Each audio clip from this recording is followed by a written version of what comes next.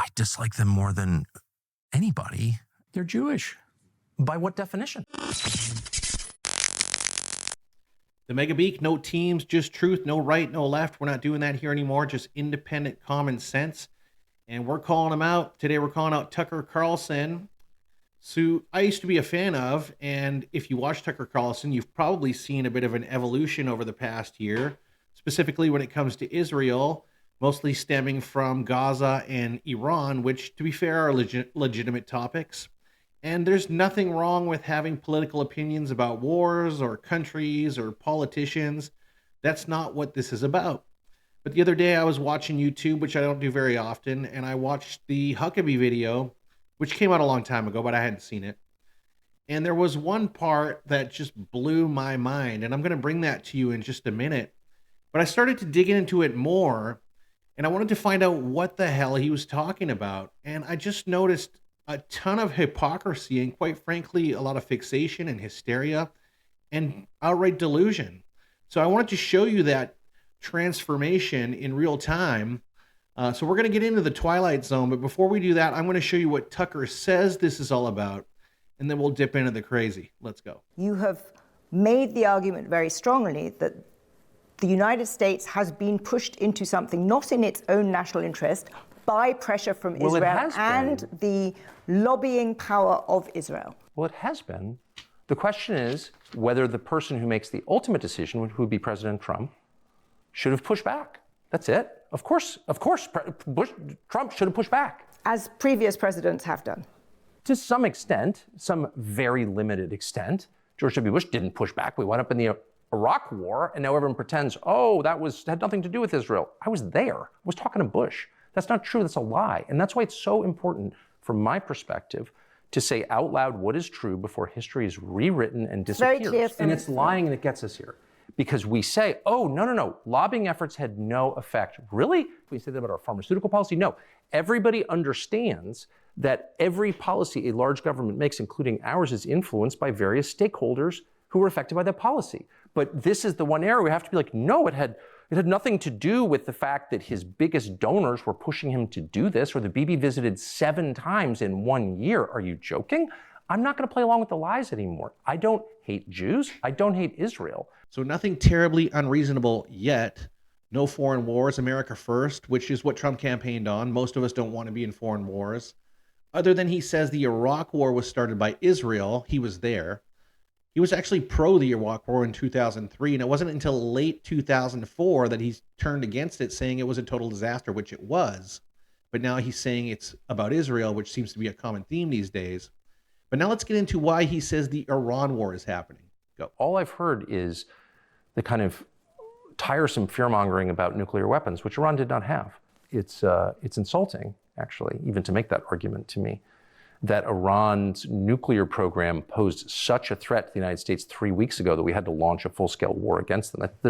No one's even arguing that because it's stupid. So still seems to be pretty civil at this point. We're getting into the Twilight Zone in just a second. But Steve Witkoff, who he said was a pretty decent guy just the other day, has a totally different take. Their next statement to us was that they had 460 kilograms of 60% enriched uranium. 60% enriched uranium would take a week, maybe 10 days at the outside, to bring up to 90% weapons grade. So it was a clear threat. They were boasting about having it. They said to us, and this was some challenge, you're not going to get from us diplomatically what you could not achieve militarily. Iran and Israel have been at war for 47 years, and Tucker's not the only guy saying this is Israel's war. Lots of people are saying it, but he gives no credence at all to what Witkoff is saying. I personally believe Witkoff, but that's totally your call. But this is where we start to get into the meltdown, and I've got a few clips here that I'm going to show you that are going to blow your mind. But let's start with the interview between him and Nick Fuentes, the self-admitted racist, his words, not mine, where Tucker basically shits on any Christian who has anything to do with Israel. Check it out. You know, you, I think, have said it's the neocons, and I think that neoconservatism, where does it arise from? It arises from Jewish leftists who were mugged by reality when they saw the surprise attack in the Yom Kippur War. Yeah, well, that's a lot of it, for sure. But then, like, how do you explain Mike Huckabee Ted Cruz, and there are a lot like that. John Bolton. I mean, I've known them all. George W. Bush, like Karl Rove. I mean, all people I know personally who I've seen like be seized by this brain virus, and they're not Jewish. And most of them are self-described Christians, and then the Christian Zionists who are, well, Christian Zionists. Like, what is that? Right. And I can just say for myself, I dislike them more than anybody, because like, what? I don't believe him, but he did apologize for that. But we have now entered the twilight zone. We are so far from agreeing or disagreeing with the government or a war or politicians. I am now going to show you the complete unraveling of Tucker Carlson. But if you haven't done so already, please hit that subscribe button. It's no teams, just truth, no right, no left. We're bringing you independent common sense every week. Hit that button.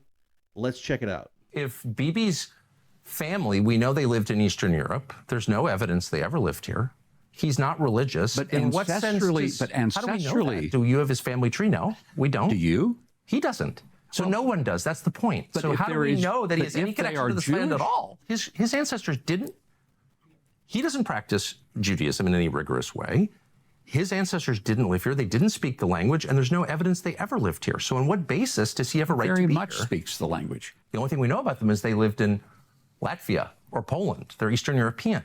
How does that work? They're Jewish. By what definition? Apparently, Tucker has the Prime Minister's 23andMe report. But what is a Jew? And should they even be in Israel? But he's got a solution for that. Check this out. Why don't we do genetic testing on everybody in the land and find out who Abram's descendants are? It's really simple. We've cracked the human genome. We can do that. Why don't we do that? Would you be against doing that? I have no idea what that would prove. I mean, Really? maybe it would be. What do you mean? It would prove who Abram's descendants are and who has a right to live here and who doesn't, according to the theology that you yourself just explained. And so I'm very confused as to why we don't do that. He's very confused. Let's just line them all up and give them blood tests. You're in, you're out, you're in, you're out. Or maybe it shouldn't be a country at all. Do you believe in Israel's right to exist? Would you consider yourself a Zionist in that narrow definition? What does that mean, a right to exist?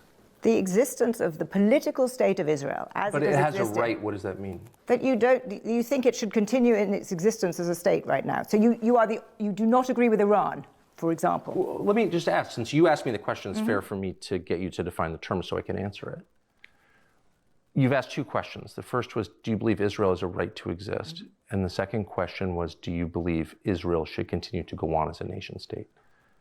And those are very different questions. So I often hear the phrase... Having been created as a political entity in 1948, does it have a that right state to exist? Is that what you're asking? I don't want to get hung up on the right. No. Should it continue to exist? That's how I define narrowly Zionism. Because the phrase you used was devised by the Israeli government. Of course, does it have a right to exist? And so my question to you would be, what does that mean? Why don't you answer my question? It's a very simple question. I don't know what your question is. Are you asking, does it have a right to exist, or do I want it to exist? Do I seek its destruction? What right are you talking about? Does Britain have a right to exist? Does the United States have a right to exist? I think Lebanon has a right to exist. I thought Gaza had a right to exist. What even is a country, Tucker?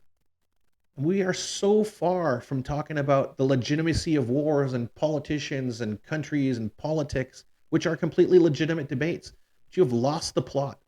We are now talking about bloodlines and family trees and giving Jews blood tests, lining them up and giving them blood tests, and the legitimacy of a country and right to exist. I mean, what the hell are you talking about, man?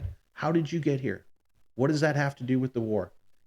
In a time when anti-Semitism in this country is at its highest, we have college campuses crawling with kids wearing Palestinian headgear saying, "Long live the Intifada," or whatever the hell they're saying. But you think it's okay, and I want to believe that you believe that you're not anti-Semitic. But just because you say, "I love Israel and I don't hate the Jews, it's against my religion," doesn't make this crap okay. Lining up Jews and giving them blood tests, that's ridiculous, man. You are stoking the fire. And I think you have complete IDS, 100%. You've lost it, in my opinion. And that's just my opinion. Now, I know you've all missed me and I've been away for a little while, but we took some time to rethink the show. And there's enough crap out there to stoke the right. There's enough crap out there to stoke the left. And we're not doing that here anymore.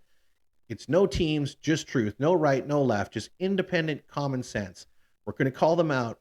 We're not going to overdo it because I am a dad. I live in Vegas. I have 4 kids. I have a wife. I have a career. I have a mortgage. I have all this stuff to do. So I'm not going to overdo it this time and burn out. We're going to do at least 1 show a week, maybe 2 to 3 shorts a week. Hit that subscribe button. Stay tuned for the next show. Peace.